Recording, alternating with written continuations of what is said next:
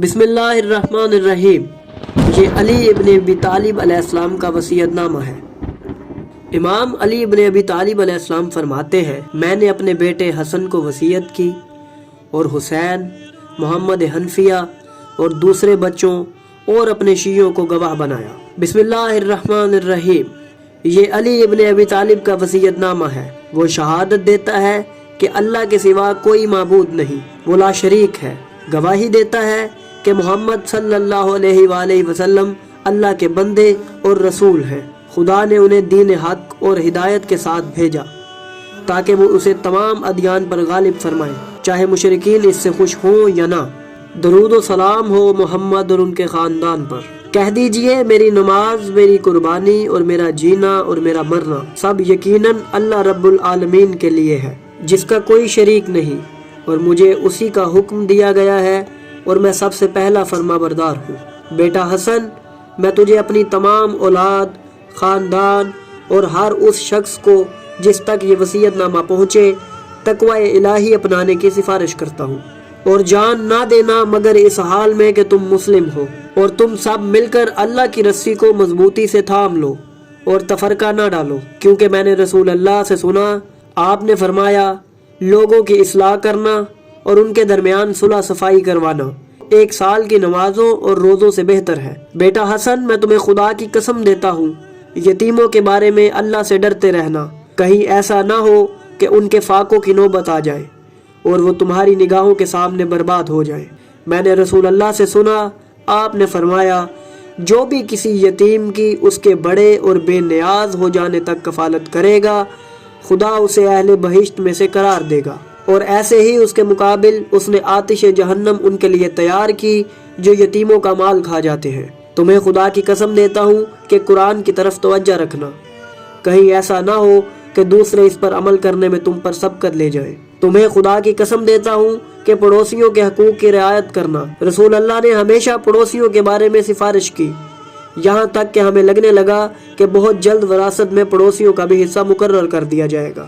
تمہیں خدا کی قسم دیتا ہوں کہ خانہ خدا کی زیارت کا اہتمام رکھنا۔ جب تک تم ہو خانہ خدا خالی نہیں ہونا چاہیے، کیونکہ اگر تم نے خانہ خدا جانا ترک کر دیا تمہیں مہلت نہیں دی جائے گی۔ ہاں، خانہ کعبہ کی زیارت کرنے والوں کو سب سے کم فائدہ یہ ہوتا ہے کہ اس کے گزشتہ گناہ بخش دیے جاتے ہیں۔ تمہیں خدا کی قسم دیتا ہوں کہ نماز پڑھتے رہنا، کیونکہ یہ بہترین عمل اور تمہارے دین کا ستون ہے۔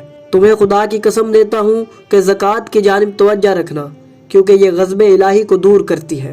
بیٹا حسن، میں تمہیں خدا کی قسم دیتا ہوں کہ ماہ رمضان کو اہمیت دینا، کیونکہ روزہ آتش جہنم کے مقابل ڈھال ہے۔ تمہیں خدا کی قسم دیتا ہوں کہ ضرورت مندوں اور ناداروں کے حقوق کی رعایت کرنا اور انہیں زندگی گزارنے میں اپنے ساتھ شریک رکھنا۔ تمہیں خدا کی قسم دیتا ہوں کہ اپنے مال، جان اور زبان سے جہاد کرتے رہنا۔ تمہیں خدا کی قسم دیتا ہوں کہ اپنے نبی کی اولاد کا احترام کرنا، کہیں ایسا نہ ہو کہ تمہارے سامنے ان پر ستم کیا جائے، تمہارے پاس ان کا دفاع کرنے کی توانائی ہو لیکن پھر بھی تم ان کا دفاع نہ کرو۔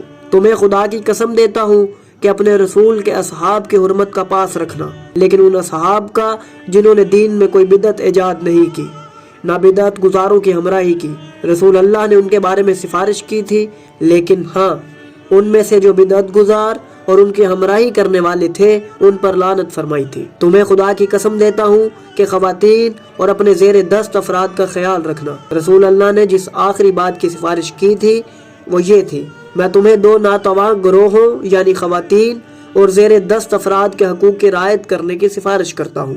لوگوں کے ساتھ اچھے اور زیبا انداز میں بات کرو، ویسے ہی جیسے خدا نے تمہیں اس کا حکم دیا ہے۔ کہیں ایسا نہ ہو کہ تم امر بالمعروف اور نہی عن المنکر ترک کر دو اور خدا اسے ترک کرنے کی وجہ سے تم پر بدترین حاکموں کو مسلط کر دے، پھر اس کے بعد تم دعا کرتے رہو گے لیکن تمہاری دعا قبول نہیں ہوگی۔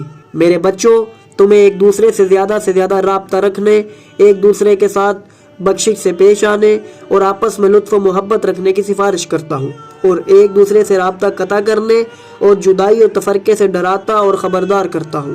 اور یاد رکھو، نیکی اور تقوی میں ایک دوسرے کی مدد کیا کرو، اور گناہ اور زیادتی کے کاموں میں ایک دوسرے سے تعاون نہ کیا کرو، اور اللہ سے ڈرو، اللہ کا عذاب یقیناً بہت سخت ہے۔ خدا تم اہل بیت کا محافظ ہو اور تمہارے درمیان تمہارے پیغمبر کے مقام کی حفاظت فرمائے۔ میں تمہیں خدا کے سپرد کرتا ہوں، تم پر خدا کا سلام، رحمت اور برکات ہوں۔